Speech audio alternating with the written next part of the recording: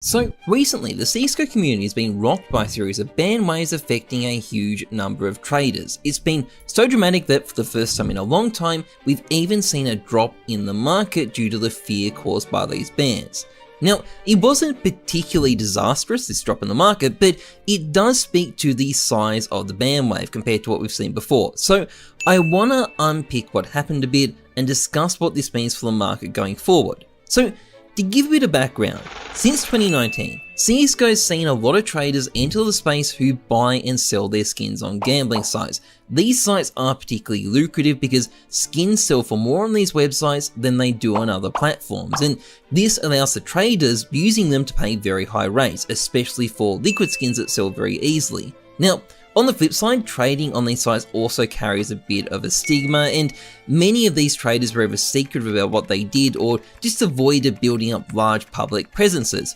But ultimately, they were just kind of filling a niche in the market, and despite some occasional tensions with other traders, things mostly chugged along just fine. Or at least, they were chugging along just fine until about 2 weeks ago. And it wasn't jealous rival traders who ruined things, but actually, the gambling sites themselves. You see, over the past month, a very vicious drama has been unfolding between two major rival services, with some smaller sites on the side opportunistically taking potshots as well. And in the process, a lot of the suppliers for both of these sites were publicly exposed on a list drawn up by one of the parties involved. And this list appears to have found its way straight into the hands of Valve, because within less than a day, everyone on that list, or almost everyone, had been community banned. This was then followed up by a series of bans targeting more suppliers for these websites, with something like $9 million of skins held by traders who use these sites being nuked altogether. Now, as these bans petered out and it became clear that Valve was intentionally targeting gambling site users and not anybody else, the community quickly got its mojo back and the panic dissipated. But there's no doubt this caused far more hysteria than any other ban wave in recent history, in part because it set the precedent for a lot more bans to come.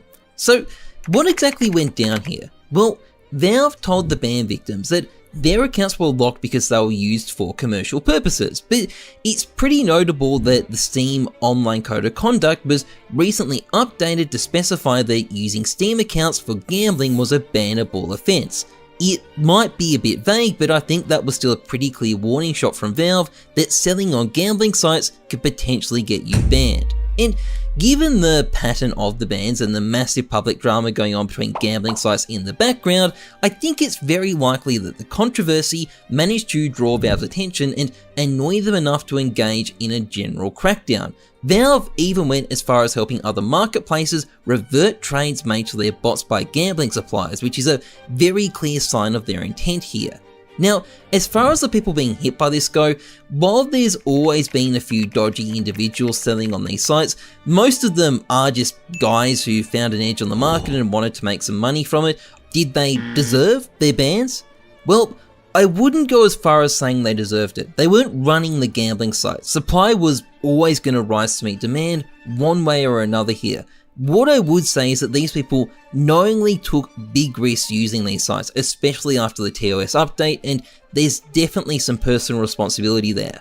Now, it does also appear that a few innocent accounts also got banned. If they are innocent, I hope they're unbanned, but while that does really suck for the people affected, random people getting banned isn't a new thing. There's always been a few random bans that happened here and there, and the chances of it happening to you personally are super low.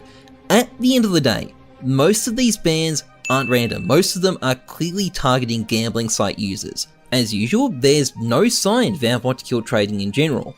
But what will the long-term impact of this event be? Well, it's certainly gotten a very large number of liquid skins banned. However, I don't think this is ultimately going to do that much to push prices up.